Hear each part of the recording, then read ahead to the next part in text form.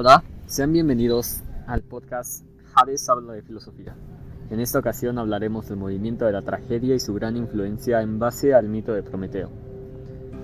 Para esto contamos con Belén Díaz, Anabel Pánchez, Sisa de la Cruz, Daniela Pozo y mi persona, Yankin Chimba. Comenzaremos hablando sobre qué es y cómo surge la tragedia. ¿Cómo surge la tragedia? La tragedia es un movimiento que surgió en Grecia alrededor del siglo V a.C. Se caracteriza por tener un sentido teatral. Hay que tener en cuenta que no es un espectáculo, sino que tiene una visión pedagógica al querer enseñar. Esquilo, Sófocles y Eurípides pertenecen a un gran movimiento literario en Grecia, llamado el movimiento de la tragedia. Esquilo fue un dramaturgo que vive en las guerras médicas. Vive en los cambios más fuertes de Grecia. Su epitafio describe la labor de Esquilo en esos cambios. Sófocles da una respuesta diferente de los seres humanos. La cultura helenística tiene una cultura central que se distingue de otras. Es una cultura del debate, pero ese tema lo hablaremos después. La tragedia es un movimiento cultural, es una expresión de la sociedad donde la población aprende a través del teatro. También es una escenificación puesta en escena que tiene una estructura. Pericles es el que financia a las clases más populares para las representaciones de las tragedias. Teniendo en cuenta todo esto, Esquilo tuvo una gran influencia gracias a las guerras médicas. Eso se le influenció para escribir sobre Prometeo y su relación con los dioses.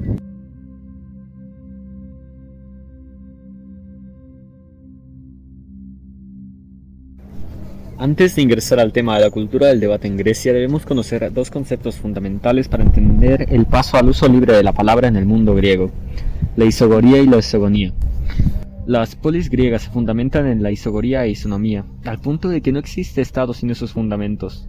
La isogoría, por un lado, se trata de la igualdad en el ejercicio de la palabra. Era un derecho para todos los ciudadanos griegos.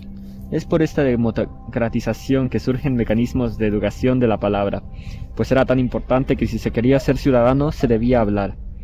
Por su parte, la isonomía es la igualdad ante la norma. Todos los miembros de la sociedad son iguales y si alguien violenta la norma, entonces violenta a todos. En síntesis, la isonomía es el principio organizador normalizador de la sociedad.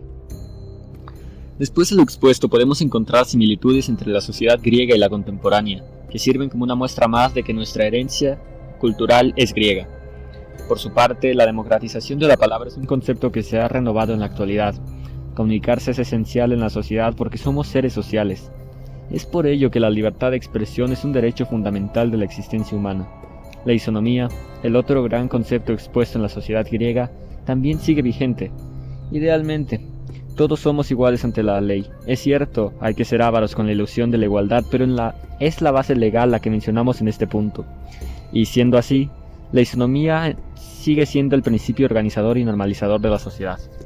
Teniendo en cuenta los dos puntos ya mencionados por mi compañero, precisamente es importante hasta el día de hoy y en la cotidianidad misma la comunicación, ya que al no existir esta no se llegaría a ningún acuerdo y viviríamos en constantes conflictos sin llegar nunca a nada.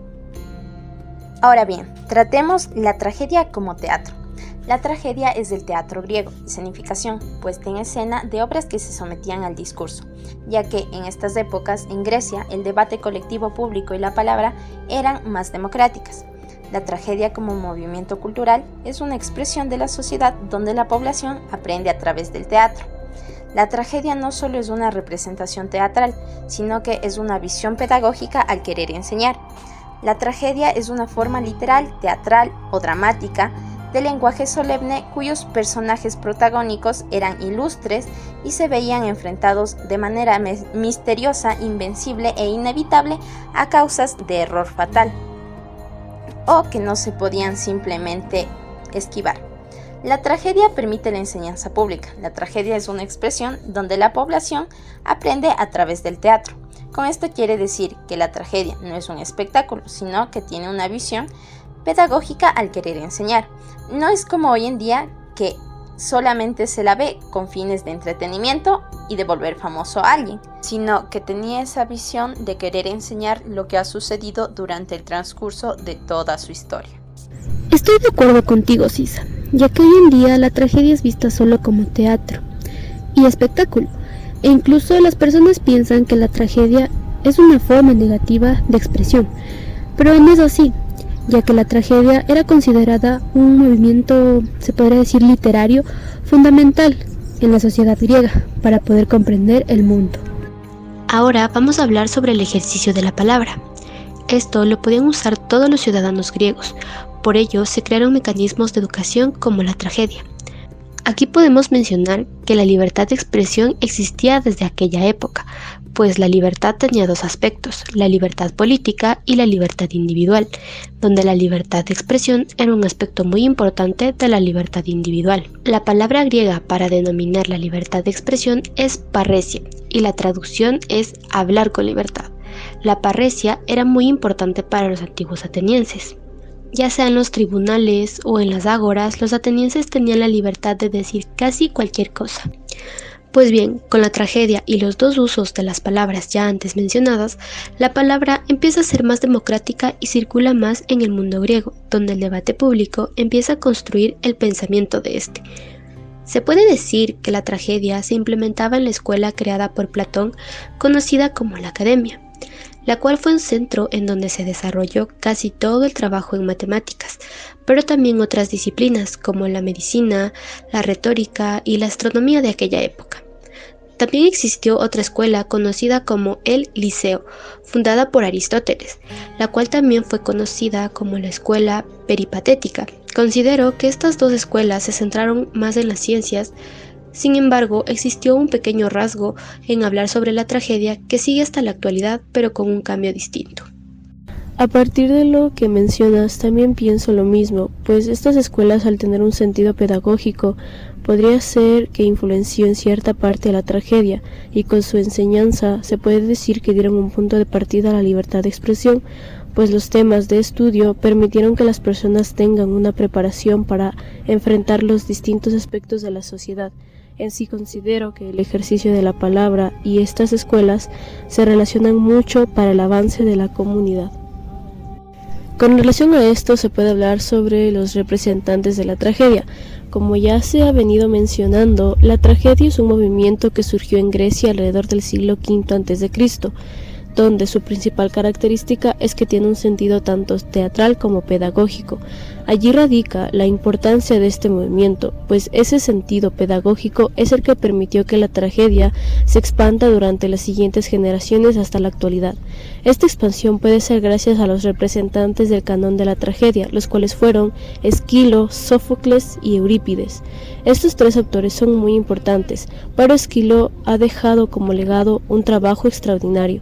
Él fue quien estableció las reglas generales del drama trágico, además de que introdujo a las máscaras y coturnos.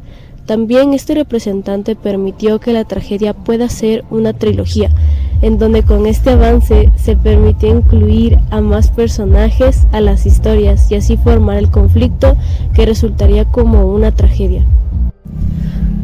Su gran trabajo permitió que en las tragedias se implementaran distintos elementos como diálogos, contrastes y efectos teatrales.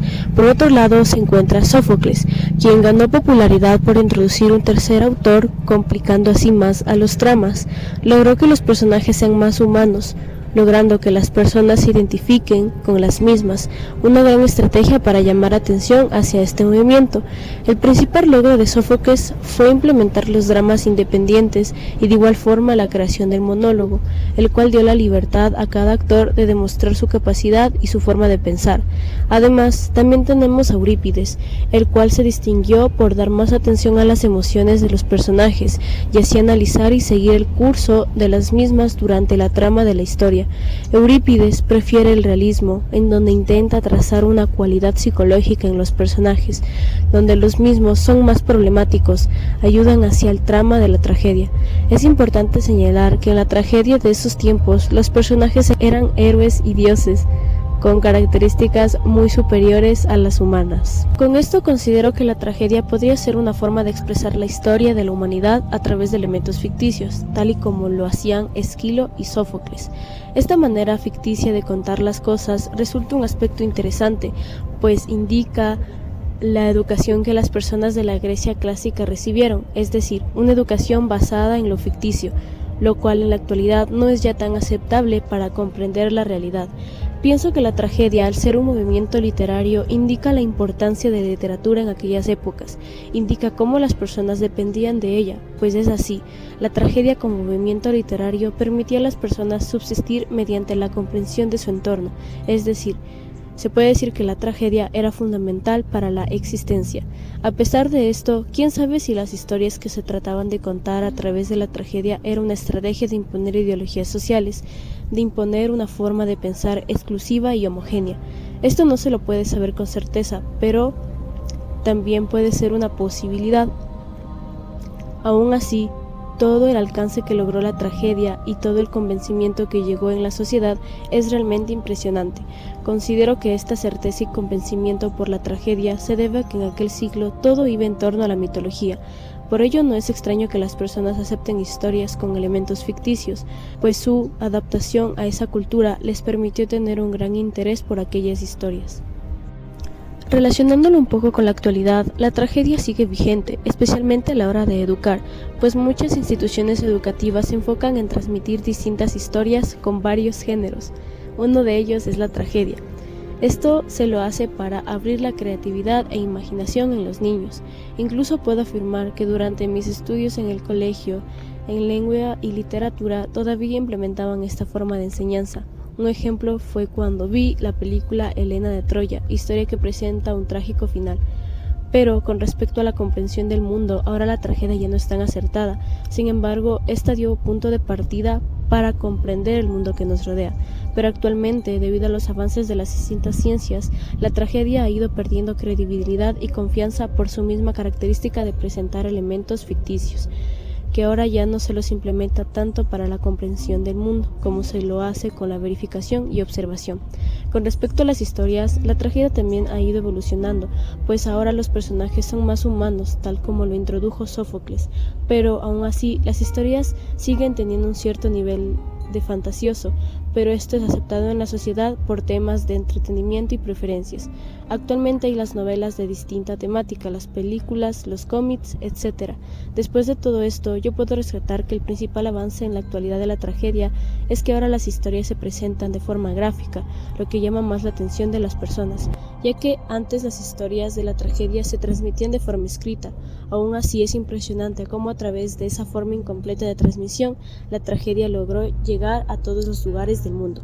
El mito de Prometeo puede ser un gran ejemplo porque además de tener un sentido teatral, también presenta un sentido pedagógico, al tratar de definir al ser humano y así brindar ese concepto a la sociedad. Pero este ya es otro tema por hablar. Sin embargo, él mismo brindó las pautas de ese sentido pedagógico de la tragedia. Y bueno, esto ha sido todo por hoy. Muchas gracias y nos veremos en una próxima sesión del podcast Hades habla de filosofía.